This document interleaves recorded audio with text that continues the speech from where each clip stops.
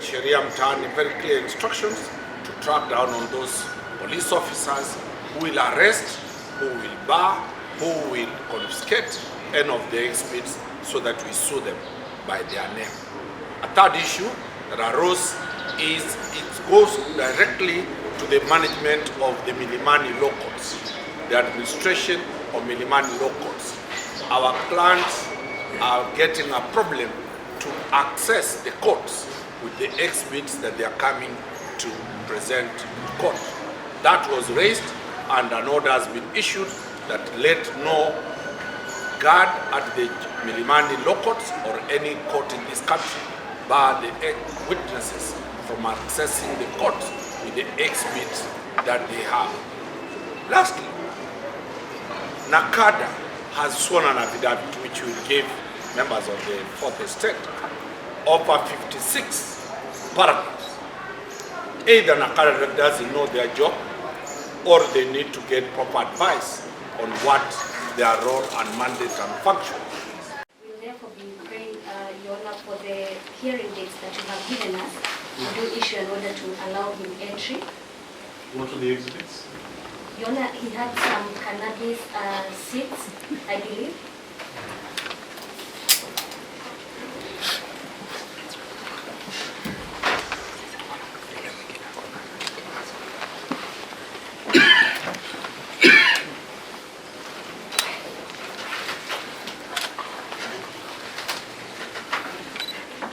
The second one, my lord, is what had been previously been raised by Mr. Wamboi.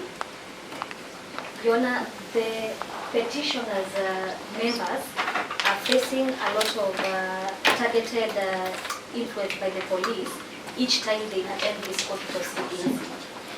Each time they are seen in newspapers or on TV, the moment they leave, we have members who are being targeted. We will therefore be praying that a restraining order be issued to the Inspector General of Police together with the National Police Service to stop with the harassment. That is all my lordship. Just a moment. First, request made by my colleague regarding the substance that one of the witnesses was detained with. I have looked at the supporting affidavit to the petition and the witness statements.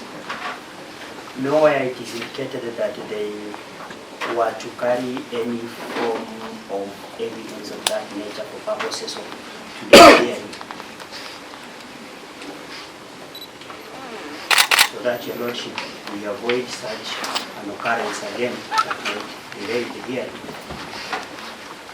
Yes. In March, the court needs to be very clear on what they are supposed to carry for the purposes of hearing them, but it is not indicated in the documents too.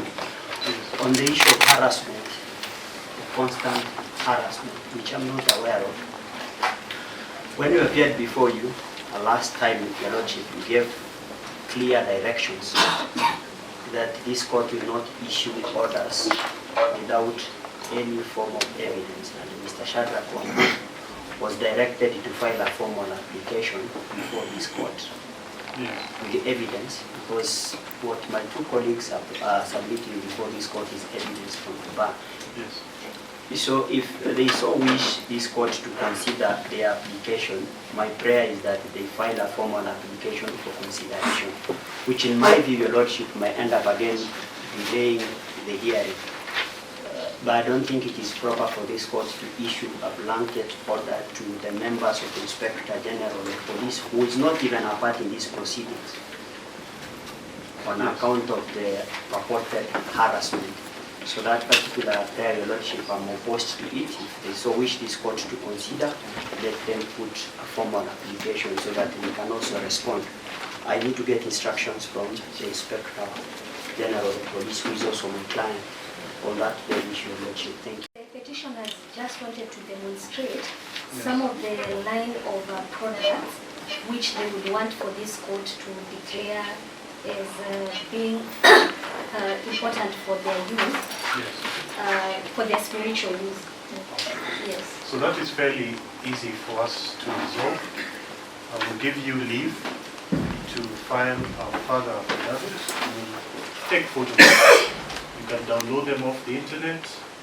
You can take photographs. Now you have to be very careful because paraphernalia, as Mr. Marwa is probably thinking, under the Act has some consequences. So the internet is perhaps the safest way to get it, so that then we will display it here, and then we can have that probative effect met. We will look at it. So I will say, quote, the petitioners, that includes you, Mr. Monai, the petitioners are granted leave to file and serve a further affidavit or affidavits annexing pictures of spiritual or religious objects and artifacts or any other items that they would wish to adduce as photographic evidence / exhibits, and the petitioners are reminded as to the requirements for the production of electronic evidence. So that's the first link handled. The second is on whether persons who are attending court are being harassed, intimidated, prevented from accessing. You'd have to give me specifics. I cannot give a blanket order, so you'd have to give me specifics. I would caution though that if we get bogged down in interlocutors, we may have to determine that interlocutory application before we move on to the judgment phase. But this is what I would say. Mr. Marwa, if a witness who is on the list of witnesses is prevented from attending because they were arrested, there are consequences of that. The coercive powers that the respondents have cannot be used in a way that the court believes or is likely to believe tilts the balance in favor of the respondents and against the petitioners. Now, I'm not giving them blanket immunity. If they get arrested for whatever they've done or alleged to have done, that's fair enough. But if it is shown on the balance of probabilities that this was an attempt to interfere with any of the evidence, there will be an apocalyptic response by the court. We simply cannot have a justice system that is fair and just, where the state is able to arrest witnesses for the other side. Simply to prevent it. I don't believe, and I've not seen any evidence, I don't believe that evidence has been laid at this moment, that is what is happening. Please speak to your clients and see whether we can prevent it. Ms. Wanjiku. Rastafari Society of Kenya inawakilisha jamii ya Rastafari hapa nchini kutoka counties tofauti zetu. Tunamshukuru Mwenyezi Mungu muumba vyote. Wakili wote kutoka sheria mtaani na senior counsel Justin Omari, our father. Bless you. The question before the court is, and that is why the court has given a self-moving diary that we shall be in court on 2 dates in March.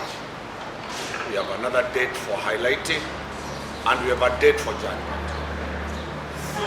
By 27th of March, the country will have known what is the position of the judiciary and what is the position of the law in regard to the use of marijuana. We raised also very critical questions about our witnesses, because every time a witness is bonded by the court to appear in court, the evidence, the exhibits that he has or she has are presumed to be exhibits and annexures for the court. They don't belong to the police. The custodian in civil matters, the custodian in constitutional matters of experts. Tetea haki zetu za kimsingi ambazo tumekabidhiwa na katiba ya Kenya.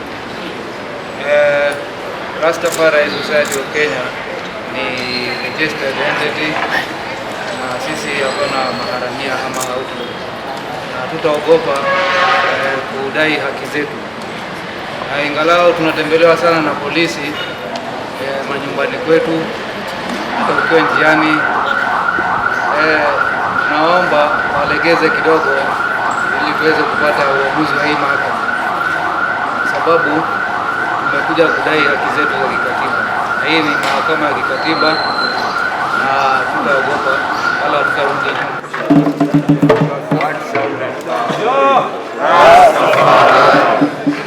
Amani na upendo.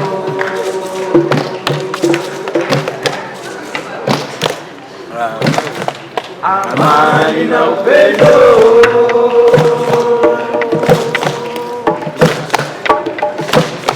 Amani na upendo. Rastafarian yasema amani na upendo.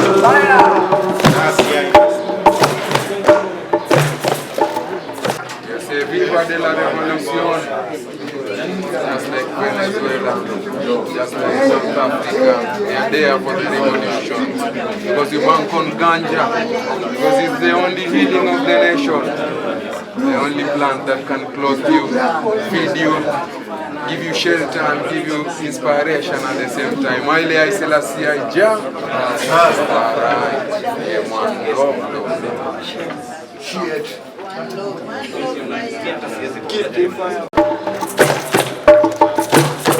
Amani na upendo.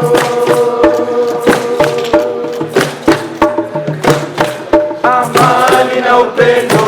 Rastafarian yasema amani na upendo. peace and love in a unity. Mirembe no buyanzi.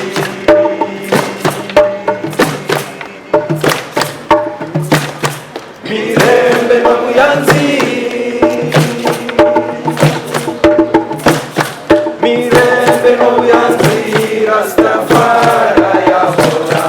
Mirembe no buyanzi. Zayo na wewe.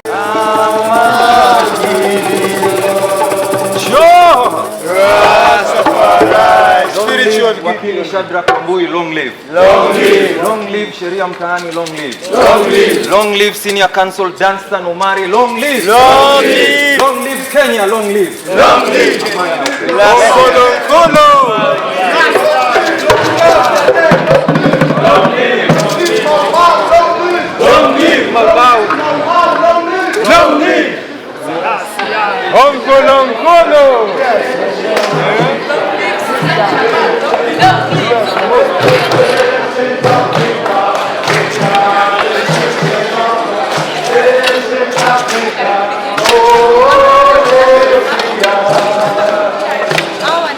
Reading and writing come from ancient Africa, ancient Africa, ancient Africa. Reading and writing come from ancient Africa. Oh, yeah.